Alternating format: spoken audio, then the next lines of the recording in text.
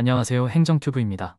현재 소상공인을 지원하는 주요 사업으로는 매출 감소 소상공인에게 300만 원을 지원하는 2차 방역지원금, 그리고 21년 4분기 손실보상과 22년 1분기 손실보상 선지급이 있습니다. 일정이 겹쳐서 헷갈릴 수 있는데요. 2차 방역지원금 신청이 3월 18일까지라는 점 기억하시기 바랍니다. 지금 21년 4분기 손실보상이 시작되었으나 22년 1분기처럼 이미 선지급을 한 상태입니다. 따라서 지난 1월 손실보상 선지급금 500만 원을 받은 경우 이번 3월 3일부터 시작된 손실보상을 꼭 신청하셔야 합니다. 선지급금 500만 원에서 실제 손실보상금을 산정해서 공제하거나 추가 지급을 하기 때문입니다. 그런데 21년 4분기 손실보상을 신청했는데 최종 지급금이 0원으로 나오시는 분들이 있습니다. 왜 그런지 이해가 안 돼서 많이 문의하시는 것 같은데요. 이유는 실제 손실보상금이 이미 받은 500만 원보다 적기 때문입니다. 예를 들어 선지급으로 500만 원을 받았지만 실제 손실보상금은 300만 원으로 산정된 경우 200만 원을 더 받았기 때문에 이는 돌려줘야 할 돈이므로 최종 지급금은 더 받을 게 없어 0원이 되는 것입니다. 쉽게 말하면 최종 지급금이 0원이라고 해서 4분기 실제 손실보상금이 0원으로 산정된 건 아니란 말입니다. 이 부분 때문에 많이 헷갈리는 것 같습니다.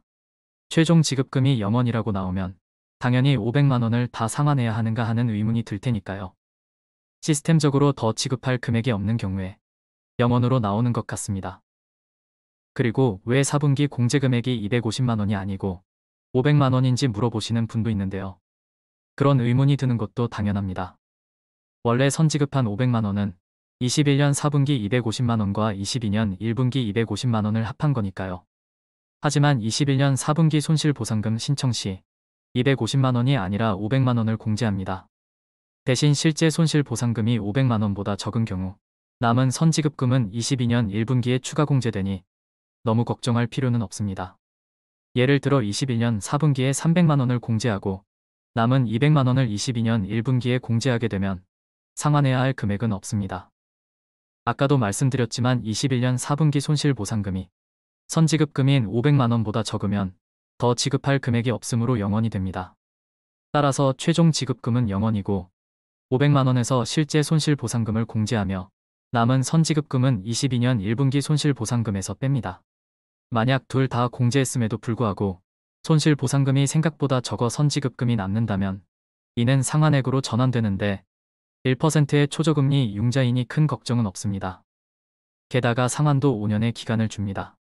5년 중 2년은 이자만 납부하는 거치기간으로 나머지 3년 동안 분할 상환할 수 있습니다.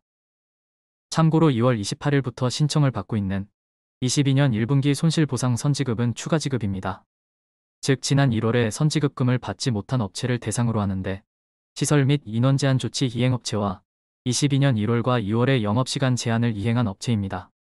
이 분들은 이번 22년 1분기 추가 손실보상 선지급을 신청하면 250만 원을 지급받게 되며 다른 손실보상금과 마찬가지로 22년 1분기 손실보상금이 확정되면 공제합니다.